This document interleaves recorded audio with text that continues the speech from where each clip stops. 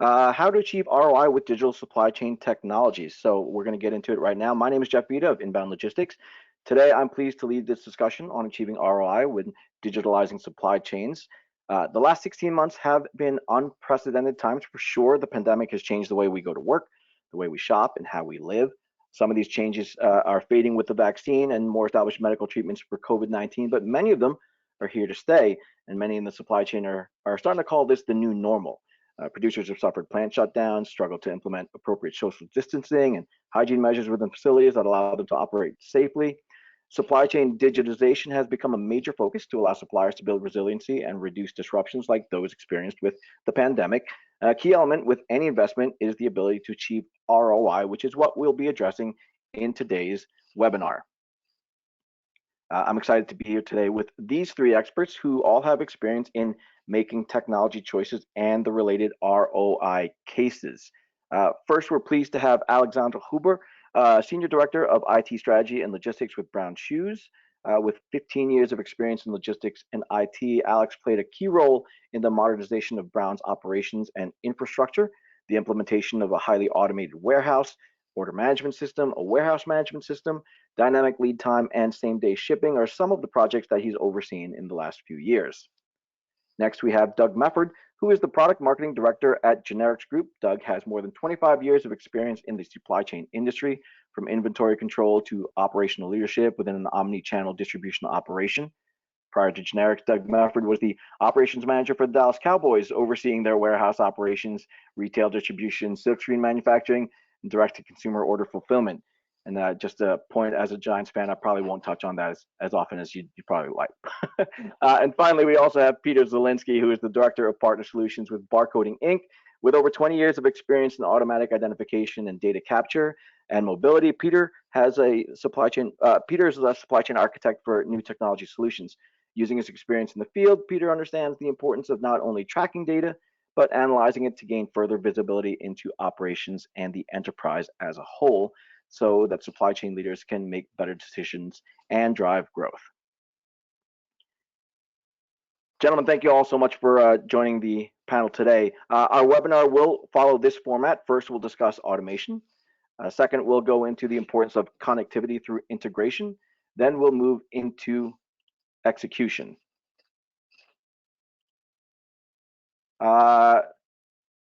Hold on one second, everybody. Let me just check on what's going on here with our screen.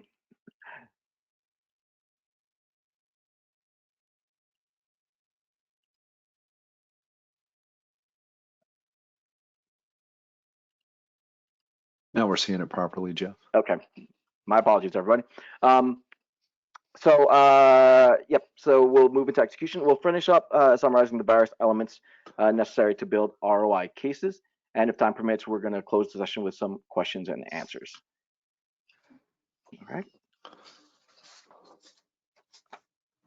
All right, here we go. First, let's discuss automation, which of course is a very large topic, including various levels from RF mobile devices, ASRS technologies, up through fully autonomous robots and cobots. So how does an organization first determine the level of automation to pursue for their environment, and then build the proper ROI case to justify that investment? Peter, I'm going to throw this to you to kick things off for us. Okay, hopefully you guys can hear me well. I would say savings through automation can be found in 4 major areas. I mean, we're talking about RF mobile solutions here. So turnover reduction, accuracy improvement, reduced carrying costs, and increased productivity are right up there. I mean, all of these are tied to making better use of personnel and resources for order fulfillment, as well as just material handling. How do you keep track of things efficiently, accurately, and on a real-time basis without doing mobility? I'm not sure how you do that. Warehouse readiness is a component of that because it adds value up front to make sure that that operation is going to happen smoothly.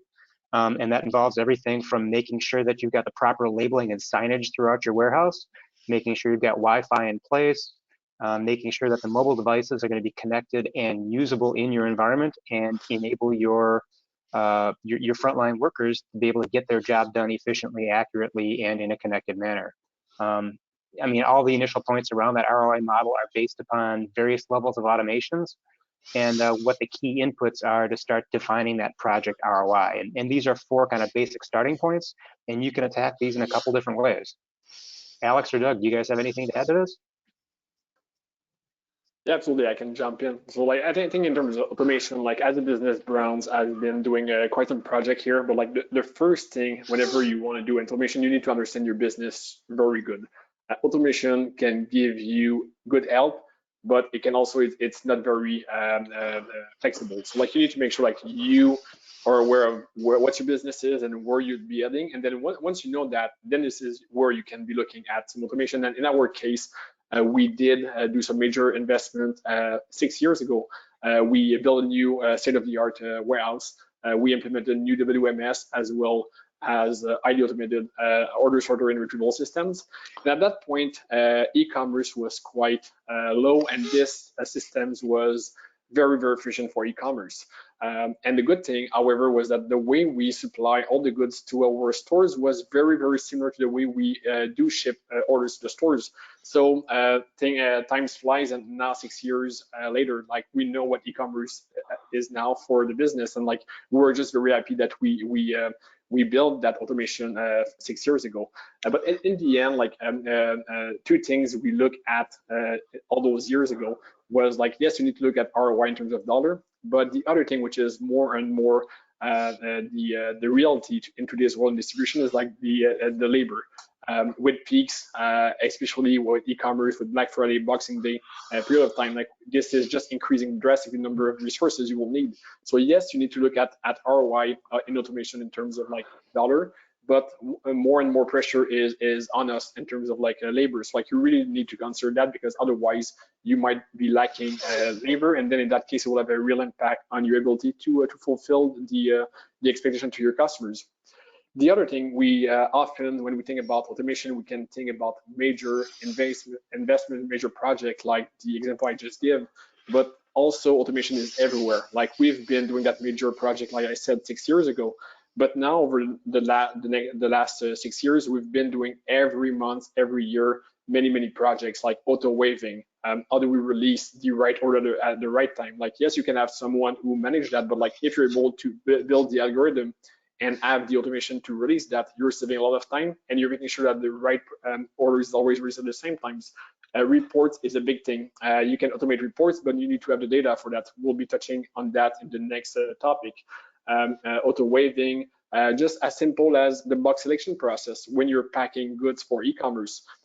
If you're able to dictate which box your packer should be using, this is all things that can help your labor, and then you will just increase productivity and save costs. So like automation can be big, but it doesn't have to be. It's a matter of like finding the areas where you can improve, and you just get better as a business.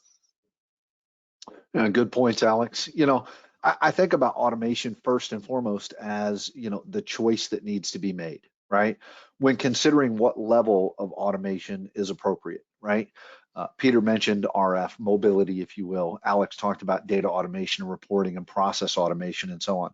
But with the diverse set of automation solutions available in the market, as mentioned in the introduction of this topic, if it's just simple RF processing, that can bring a great level of benefit if the primary goal is basically accuracy and maybe simplifying the process, data capture elements, and so on. Mobility solutions moving from paper to RF or mobile solutions are really valuable and can create a tremendous ROI when moving from paper to RF, because you have inventory control benefits, you have process captured benefits, and you can build the case for labor efficiency, as has been mentioned. As you have other needs or goals, objectives to be met, maybe throughput is the objective need, right? Without increasing a labor spend. Maybe there's an opportunity to do goods to person automation with, let's say, an ASRS solution. Maybe it's a shuttle goods to person type of operation. Maybe it's your shipping dock and the movement from a pack out to the actual dock. Maybe it's sortation on a linear sorter. There are so many different diverse needs, right? What's becoming very prevalent, particularly in the 3PL space these days, is the cobots, right? The AGVs, right? The autonomous guided vehicles that will allow for not linear or fixed construction projects for high levels of automation, but more flexible and scalable automation selections. And then when it comes down to the choice, once you've identified what are the specific needs based on the specific goals, you've got to build the ROI case, right? And the ROI case, as Alex mentioned, is not just bottom line dollars, right? Return on investment with a high quality, intuitive mobile solution, RF picking and so on, that type of a scenario that's very user friendly, guided by good user experience. You can actually build ROI, one, with employee retention, as mentioned, also the need for training, right? The ability to quickly scale up seasonal workforces because of the intuitive workflows. You can build the case around accuracy, inventory integrity, order accuracy, customer satisfaction as a result of all of those elements. As you go further down to higher levels of automation, sometimes it becomes a little more difficult, right? I remember when I joined the Dallas Cowboys, one of my first objectives was to evaluate a third-party integrator, MHE integrator's recommendation for automation based on the data they were provided and the projected growth. And as I evaluated that, one of the elements that was there for direct-to-consumer was a very high-dollar carousel solution.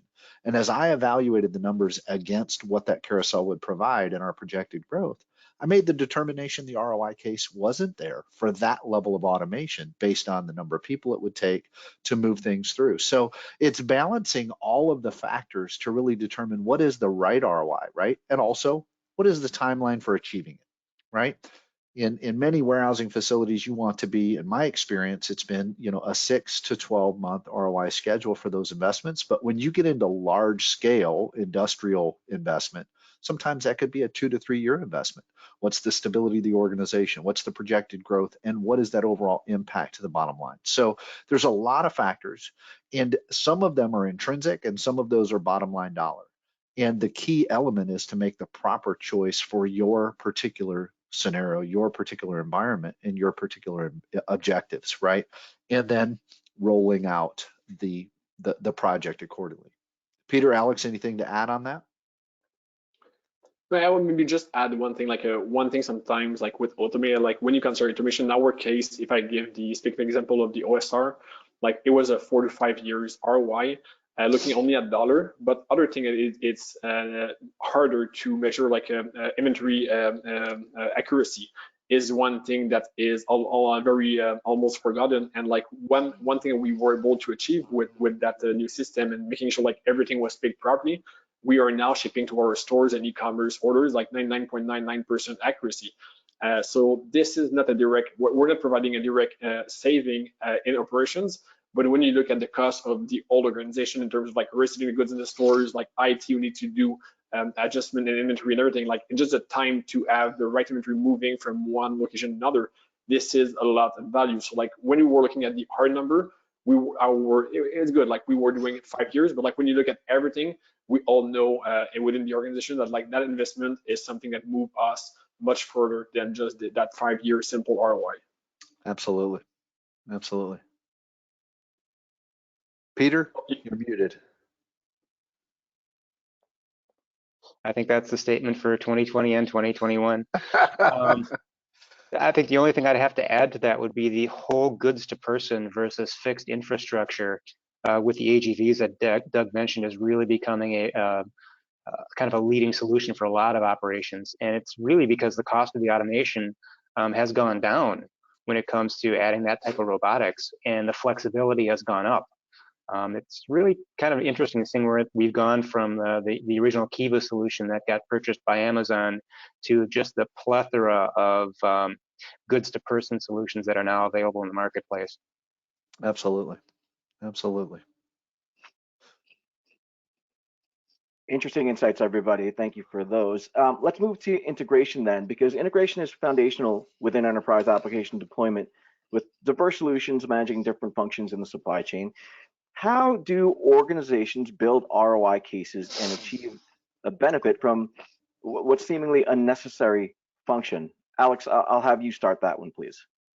Yeah, and I guess integration is a good topic I like to speak also, like within Brown's being responsible for IT and logistics. This is just a great topic to also add a few things. So in terms of like integration, like we've seen over the past 2 years, like an increase in number of systems we're using, and the way like if you're able to move data and any transactions data from one system to another and like move that into a data warehouse, and then do reporting on that, there's great value on that. So like we've moved, we purchased an iPaaS solution just a year ago, and like we're doubling down on that capabilities to just integrate all the systems. One thing that we're really proud of doing, like we've been doing that for many years, but like in the past, like we're just getting better and better, is like just the notion of inventory. We saw, like, for many reasons, like as soon as you're capable of like showing more inventory to the website or to your customer, your sales going up instantaneously.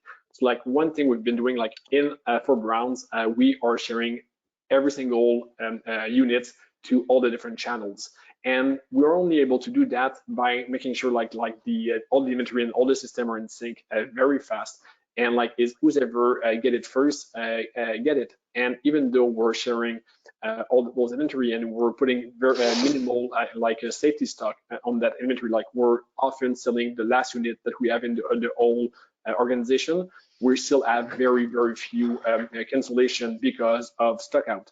So this is where, like, if you're able to link your systems together, you're able to make sure that the data is moved from one system to another, you can really achieve some good ROI for the business. Another thing we've been doing is just a process of returns and refunds for our customers. Like when you look at that process, you want to try to make it as simple as possible, and you want to try to make it as quickly as possible. So in the past, just not so long ago, like before COVID hit us, most of all of our returns were going into the stores. So the need for us to automate the return process for whatever we're receiving in the distribution centers was not that much. But with COVID and all the stores being shut down for many months, we saw a huge spike in the amount of returns. So like we needed to first create that process to be able to receive them, but then we want to make sure that we're doing this as quickly and as smoothly as possible for the customers. So we just created, using the integration, we were able to just change the process that was taking hours, if not days sometimes, to do refunds for the customers, to like being almost automatic. So like this is somewhere, like just by doing the right integration with the systems, you're able to bring a lot of values to the customers. Yeah, it's good points, Alex. You know, those real world examples of integration needs, you know, when I think about the overall ecosystem, if you will, as mentioned in one of the bullets, you know, it's vast. There are a tremendous amount of pass-offs in the supply chain process, from, you know, origin of product all the way through end consumer. And when you think about integration, you know, what does that facilitate, right? It facilitates the supply chain visibility. You know, and there's applications that are out in the market in regards to synthesizing the data across various applications that have been seeing, you know, investments, serious investments, 9 figures plus for a number of these types of providers, because the available data that is there today and the ability to actually create correlations with those datas can provide better decision-making support, quicker, more effective and efficient decision-making support, and better utilization of inventory. And Alex mentioned that. You know, I remember, again, kind of the omni-channel view of my past operating. I had segregated inventory for the web store versus a retail store. And then you'd have retail managers fighting with the web manager saying, I need that inventory. No, it's mine. They're trying to reserve their revenue. But as you start to integrate the various solutions and provide that kind of available to promise real-time inventory visibility through integrated solutions from the warehouse, the web store, the order management solution, the ERP, et cetera, maybe even the transportation realm of what's coming inbound should be a part of that. What happens is you create an environment, what I like to call inventory enablement. And the return on investment of this integration to enable that inventory to go from a cost to a piece of revenue is, you know, really significant if done effectively, because I can lower, as Alex mentioned, my capital expense in inventory, right? So I don't have to carry as much because I can enable all of it to be sold at any channel and be able to fulfill the customer's expectation. And some of the elements within the facilities, if you think about distribution facilities and how do you enable real-time visibility that can be beneficial? The Internet of Things, if you will, various tracking devices, various monitoring devices, various sensor devices, right? I've seen scenarios where you've got sensors on motors driving conveyors or driving a shuttle solution in an OSR. And those sensors are reporting data out so that you know when there's maintenance, so you can avoid downtime, things of that nature. And that's where the Internet of Things comes into play, is that transmission of unstructured data on a consistent basis. When collaboratively used with artificial intelligence and machine learning algorithms in kind of the big data lake scenarios, you can gather all of this data from the various segments of supply chain applications and start to actually do some predictive analytics and start to give insights into how is your inventory being utilized? Where is it being utilized? You know, I have a brother of mine that's in the integration space as an architect, and he described a huge consumer goods company using IoT devices as well as just actual regional data, weather, events, and so on, feeding it into this huge algorithmic, predictive analytics algorithm. They actually used to move freight from one distribution center to another in transit, right? They would divert from this destination, let's say in Indianapolis, and move to Chicago based on geographic scenarios. That's where we're heading when we're talking about integrating all of this data together from beginning to end, the life cycle of product. It allows dynamic decision making. So think about that. If I have the ability to rationalize that data, have good algorithmic outputs that allow me to quickly make decisions, the ROI case becomes fairly simple, right? Instead of it sitting on the shelf in a distribution center in one region, I can divert it while in transit to get it to a region where it's going to sell through. What have I done? I've now converted cash to capital. Cost to capital. And so there you can build the ROI case. Inventory enablement's a huge deal. And another thing that's taking off from an integration perspective conceptually is the idea of the digital twin, right? And that's where all of this really resides. So you get kind of the control tower of supply chain, visibility real time as to where everything is, what's happening, right? What's happening from a consumption, what's happening from a supply, and be able to make those real time decisions to, again, enable the speed with which that I can turn the inventory costs and the carrying elements associated with it into actual bottom line dollars, right? And that's how, from my perspective, integration really works towards defining inventory enablement and building the ROI case to convert cost into capital and building that case accordingly. So I think it's a really valid and important topic because you cannot do enterprise applications without some measure of integration. The level of integration and the volume of systems that are integrated provide better visibility, better intelligent decision-making support to accelerate the movement of inventory into the consumer's hands and ultimately meet that end consumer's expectations. Peter? Oh, I'm totally with you on all of that. The interesting thing is you've always talked about the inventory visibility.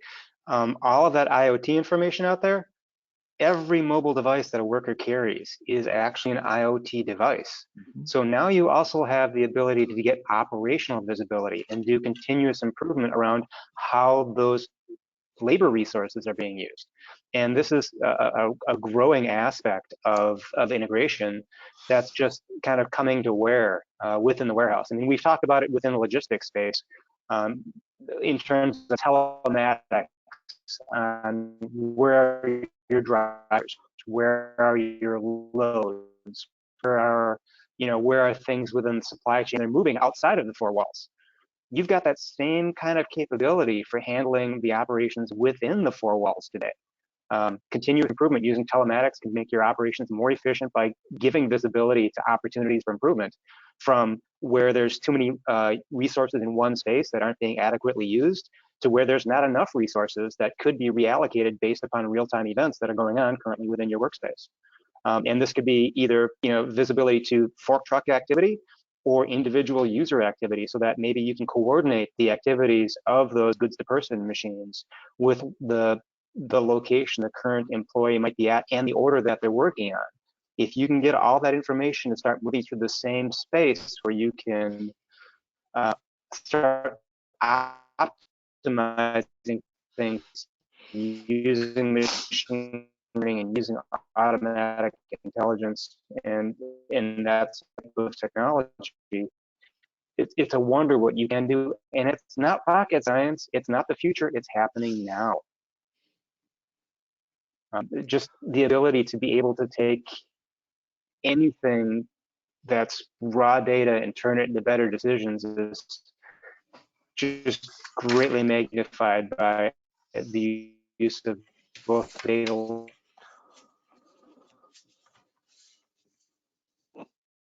That's great stuff. Now, with the topics of automation and integration having clear methods to create ROI, we should talk about execution now. So, I'm really excited about where this space is right now and where in it's today's going. consumer-driven market, execution to meet customers' demand, higher demand signals, expectations, that execution has to be ever present for supply chain professionals.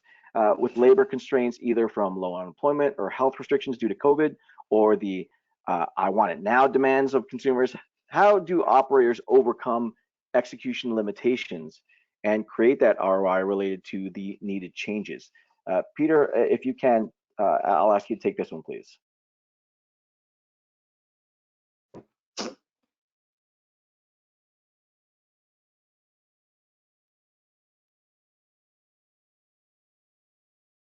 Not hearing you, Peter.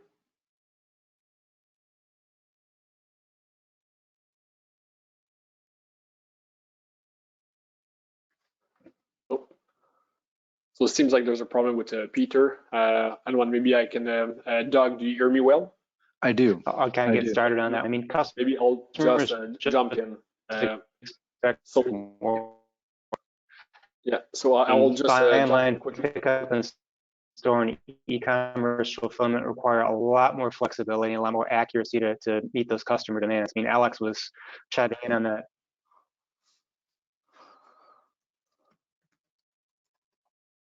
Double checking. Can you hear me now?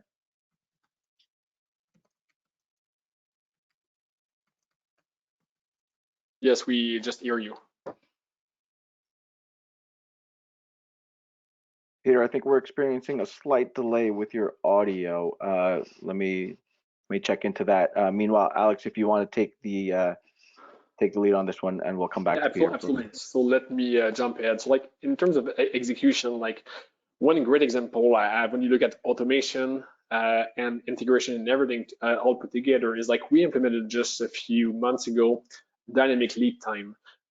This might sound simple, but like what we been trying is like obviously like we can give a different lead time for e-commerce customers based on their location.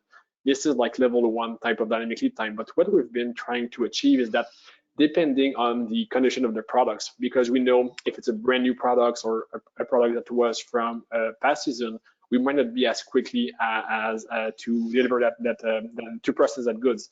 Another thing that we realize is that depending on where the product is actually located in our warehouse, if it's in our automation system, if it's moving from one location to another, or if it's stored in the high-bay storage area, we know that it might take more, maybe one more day.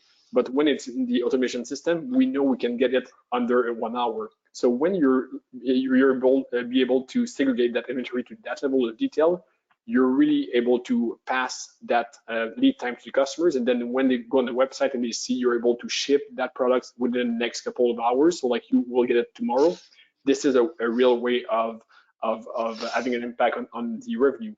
Another thing is like we know that some stores might be more efficient, or depending on again the distance between where the stores is located and where the customer is. So we take all those things into account, and within a few tenths of a second on the website, we're able to calculate all those different criteria and show exactly what is the proper lead time for the customers. So and another thing that we've been looking at is like one thing we realize is like we know that the carrier is coming to pick up the goods around 5 p.m. or 6 p.m.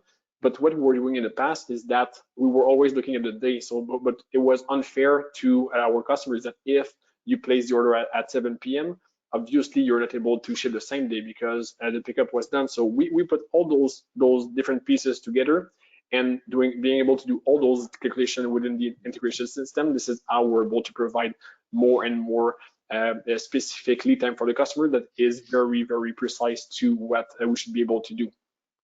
However, this is putting a lot of pressure on the logistics side of things, and this is where like automation play a key role. This is like making sure like everything that is happening, like the release of orders, the reporting, making sure that you're not forgetting anything through the path of that order. This is how you can execute. And at Brown, like right now, we're averaging 99.8, 99.7% of orders that are meeting the customer's expectation in terms of what we promise and when they're receiving it. And every month we're trying to tweak things so that we're able to reduce that. So I found this is a really good example of where like all the automation and integration can play a big part in the customer experience with the brand. Yeah, that's a great point. Great examples, Alex, in that regard.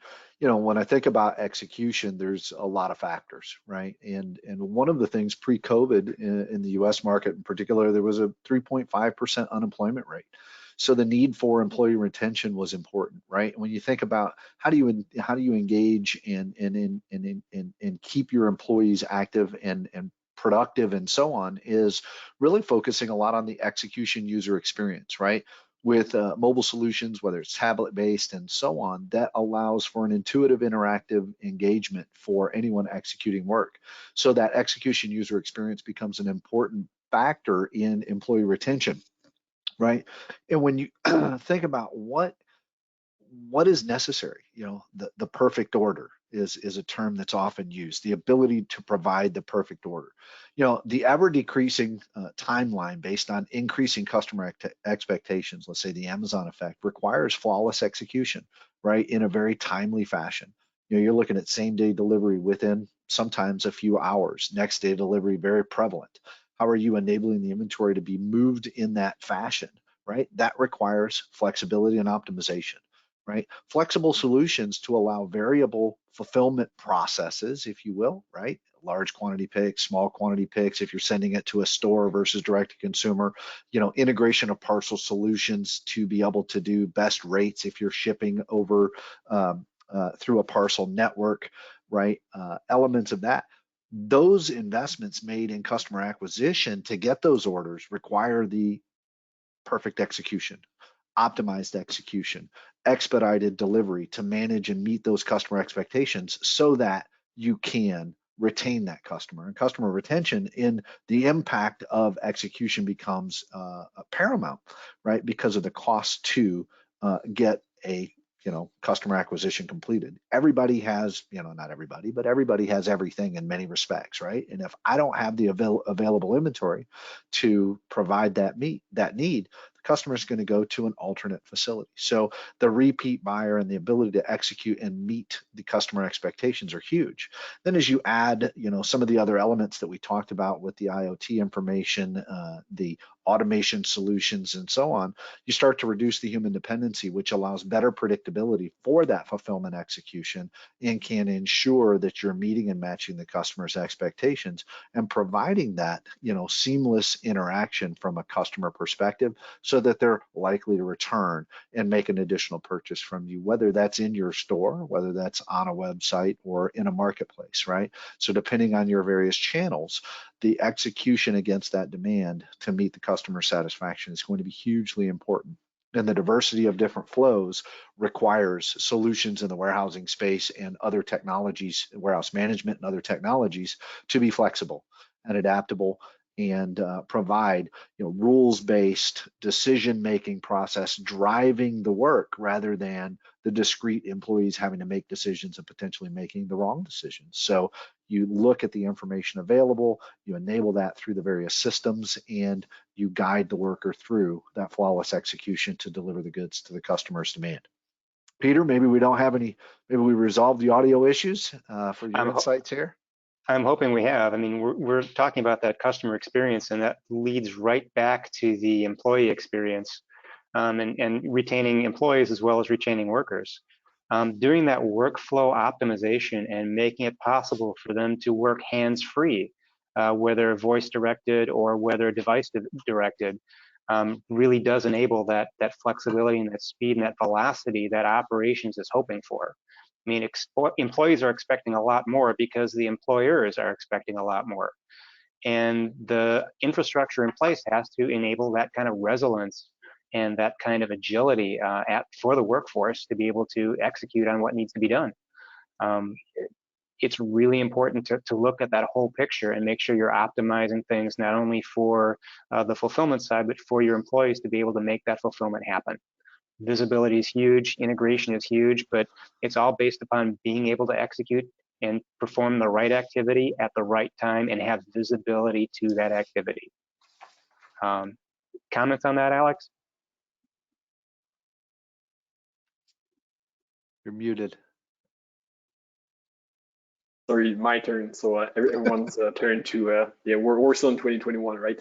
Yeah. So like a couple of things. Like I would just I think one of the key things is like being able to like there is the execution, but also like how to make the your staff enjoying what they're doing. And like I was just looking at the picture again, like I didn't mention, but like the picture at the bottom right, or the picture from our facilities. And the one thing that just make me realize, like I just was talking with some of the folks working in our operations this week, and they were just saying like how much being in a warehouse is something, but like being in a warehouse where you have a lot of lights, a lot of space, it just making some things easier to work and like enjoying the quality of where you're working. And then when they like it, like when they make less mistakes, and they're happy to come in, and this is a big portion also in the execution, like making the space where they live and the facility being so like automation is very nice. But also like in general, like just having someone where you can breathe and like you see all the space. It was just funny that I had a discussion just a couple of days ago with some of the staff at our DC. That makes sense. Makes sense. Before we leave execution, I want to throw out another follow-up to the whole panel. What can leaders then in the manufacturing and supply chain sectors do to be more proactive instead of reactive?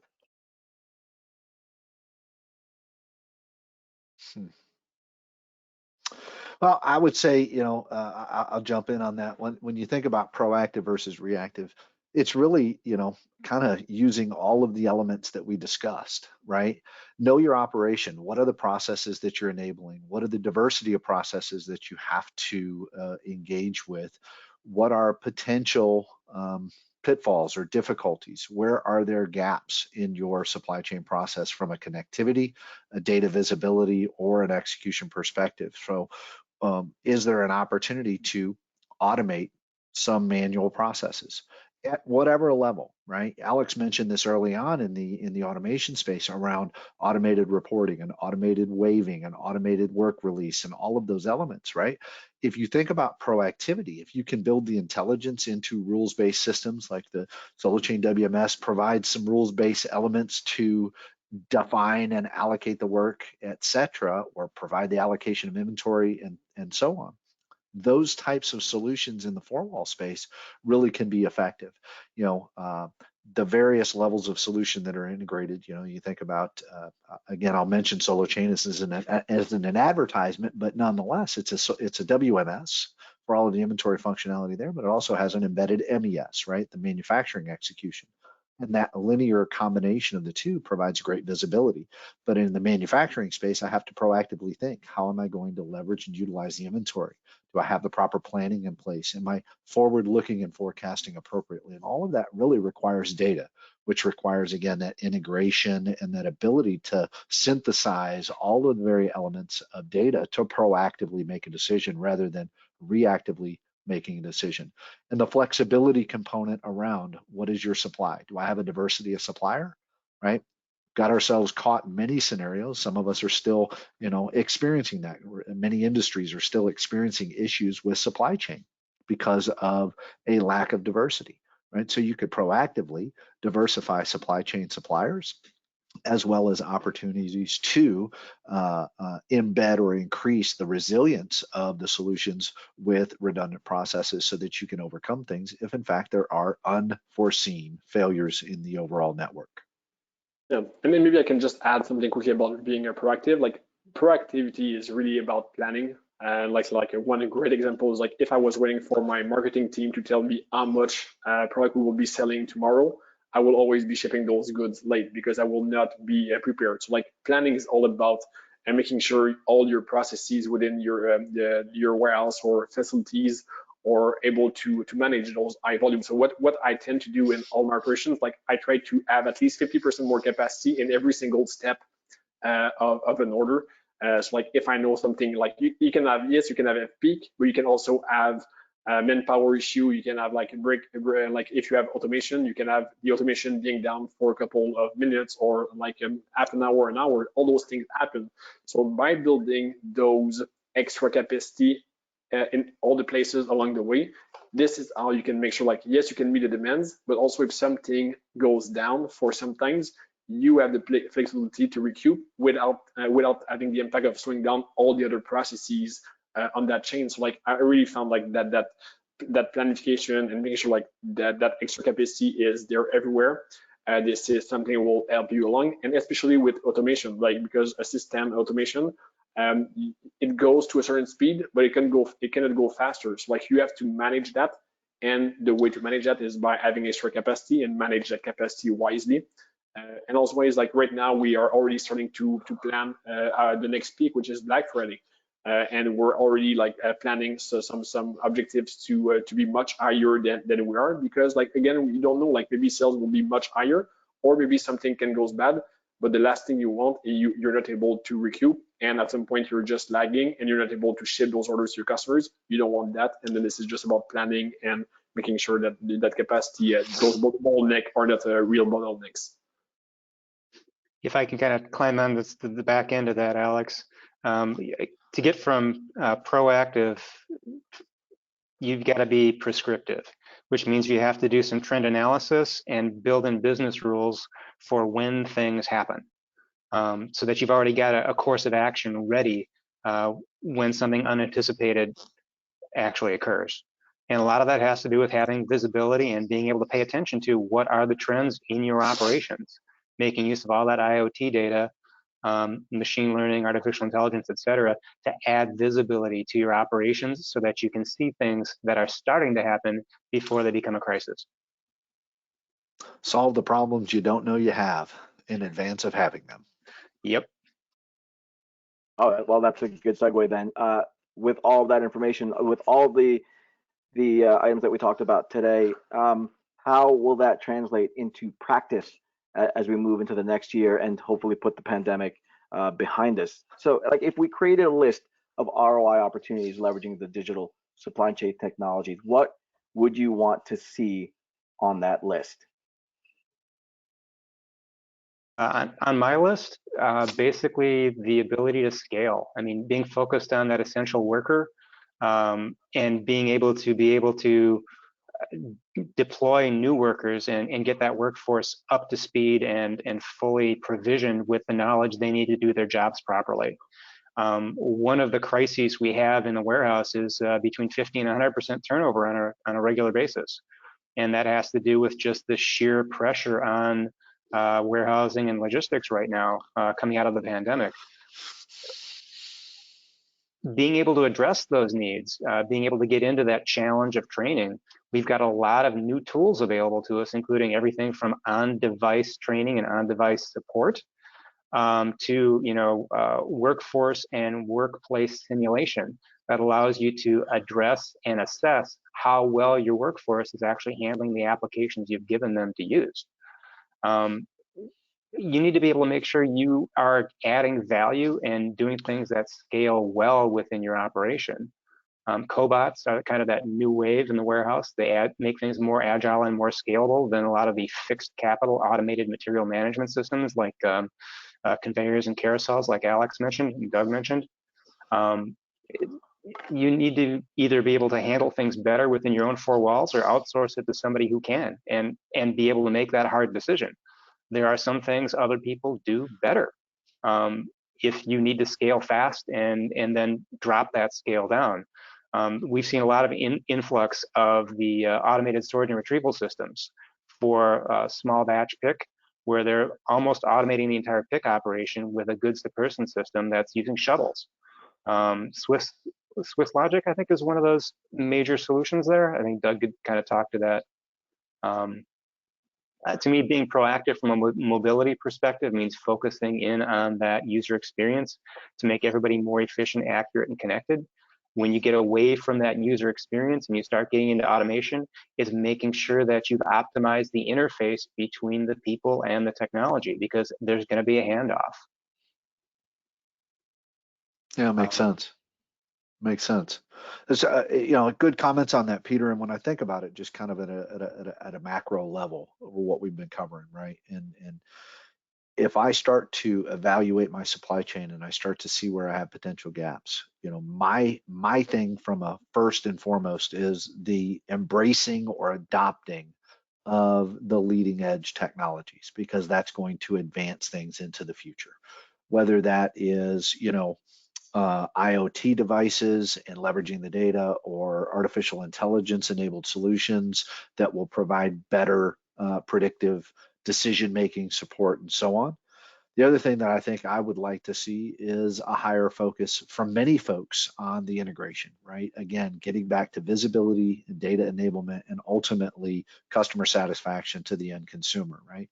Visibility, you think about Amazon's ability, and I use them often because they are a preeminent player in the marketplace in regards to the way in which that they communicate, right?